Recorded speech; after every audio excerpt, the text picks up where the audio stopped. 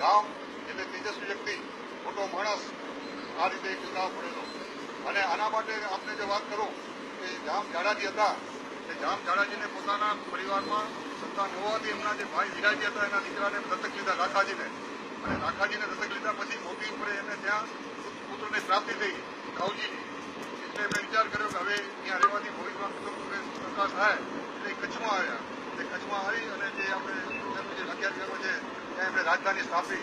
અને શરૂઆતમાં જ એ વખતમાં ત્યાં પૂજાજી ચાવડા કરીને હતા, એમનું કચ્છમાં શાસન હતું. અને અહીંયા રબારીઓ, માલધારીઓ, બધા માલધારીઓ હતા એ વખતે, રબારીઓ અને જતો અને અવારનવાર એમના વચ્ચે ઝઘડા તકરારો થતી હતી. એટલે આ બધા સમાજે વિચાર કર્યો કે પ્રદર્શિત થાય એવો માણસ હોય તો આને જામ તરીકે આપણે સ્થાપીએ. અને જામ તરીકે તેને એમને લાખિયાની ગાદી પર બેસાડ્યા. અને એ વખતે જે ગેબીનાથ છે, ગેબીનાથે ગરીબનાથે આશીર્વાદ આપ્યા. અટલીમાં ગરીબનાથની જગ્યા હતી, ગરીબનાથે આશીર્વાદ આપ્યા કે તમે સમસ્ત કચ્છના માલિક બનશો. ને આ રીતે કચ્છના સમસ્ત કચ્છના માલિક બન્યા.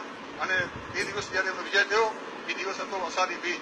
હવે આપણે માતંગદેવની વાત કરીએ તો માતંગદેવનું રાજ તિલક પર ઘણા વર્ષો પરંપરાથી થાય છે. આખા ગુરાળાના વખતથી જયારે લાખો ગુરાળો વૈદ્યના બાદશાહ સામે ચડાઈ કરે છે ત્યારે એને આશીર્વાદ આપે છે કે તમારો વિજય થશે. તો વિજય થશે, વિજય થયો ત્યારે એમણે કીધું કે માગો માગો, આપ જે માગો એ આપવા માટે તૈયાર છો. ત્યારે એમણે કીધું હું બીજું કાંઈ નથી માગતું, તો પરંપરા પ્રમાણે તમારા વંશજો મારા વંશોના હાથે રાજ તિલક કરશે. આ રીતે આજે માતંગદેવ અહીંયા રાજ તિલક કરવાના છે.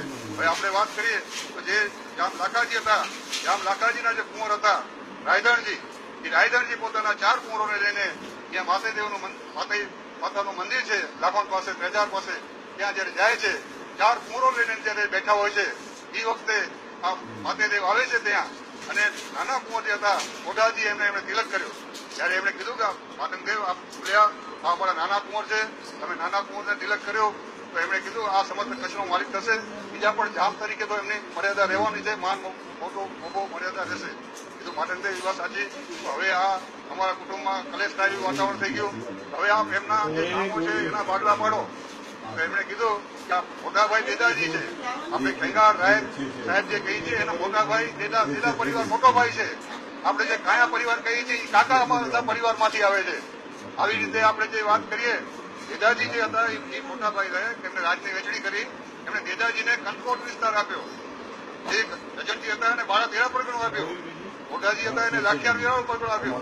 કે હોથી જે હતા એનું જે તુંબડી છે, વાગડનાનું ગામડાઓ છે, ચંદ્રાણી છે, કોટડા છે, આ બધા ગામડાઓ હોથીજીને આપ્યા. ત્યારે દેદાજી કઈ બોલી શક્યા નહીં. એમણે બાપુજીને કેમ કહેવું, એટલે એમણે કીધું કે મારો આઠમ અને પૂનમના નિયમ છે કે હું ત્યાં માતાજીએ જઉં છું ને મારા માતાજી આશાપુરા માતાજીના દર્શને જાઉં છું. હવે મને દર્શન જવા માટે ખૂબ દૂર પડશે. ત્યારે માતાદેવજીને જે હોથી પરિવાર છે એ હબાએ માતાજીને પૂછે. પણ આ હબાએ જ્યારે માતાજી 4 કુળદેવીઓને પૂછશે એમના મમાએ દેવી છે એ સૌના કુળદેવી રહેશે. એનું કારણ એ છે કે જયારે જાડેજા અટક નથી લાગતી, સમા અટક લાગતી હતી એ વખતમાં કુળદેવી અંબાજીમાં હતા. જયારે આ લાખો અને લખિયાર સાથે બધા જે ભાઈઓ આવ્યા, બીજા સમાજના ભાઈઓ હતા, તે રણની અંદર એમને ખૂબ જ તકલીફ પડવા માંડાણી. કેમ કે માતાજીના ફળા કે માતાજીના જવારા આવું બધું લાવવાનું એ ભૂલી ગયા હતા. તેથી ખૂબ જ તકલીફ પડવા માંડે. ત્યારે માતાજી યાદ કર્યા અને માતાજી ઊંટ ઉપર સવાર થઈ અને એમને કચ્છનો રસ્તો બતાવ્યો. અને ત્યારે એમણે કીધું મમાય, ત્યારથી આપણે મમાય માતાજીને કુળદેવી તરીકે માનીએ છીએ. ત્યાં મમાય માતાજી છે એ બધાના કુળદેવી છે. તે વખતમાં આપણા વડીલો સાથે જે સમાજના બીજા આવ્યા હતા, રોહાણા સમાજના હતા, રબારી સમાજના હતા, જૈન સમાજના હતા, જે ભાઈઓ હતા એ પણ આજે મમાય માતાજીને કુળદેવી તરીકે માને છે. આ ભાઈ છે ક્ષત્રિય સમાજ, એની તેજસ્તા, એની તાકાત, એનાથી કરીને એક કચ્છને કબજે કરેલો. આજે આ કોઈ રાજાશાહીની વાત નથી, લોકશાહી છે. પણ છતાં જે આપણી જ્ઞાતિના સંસ્કાર છે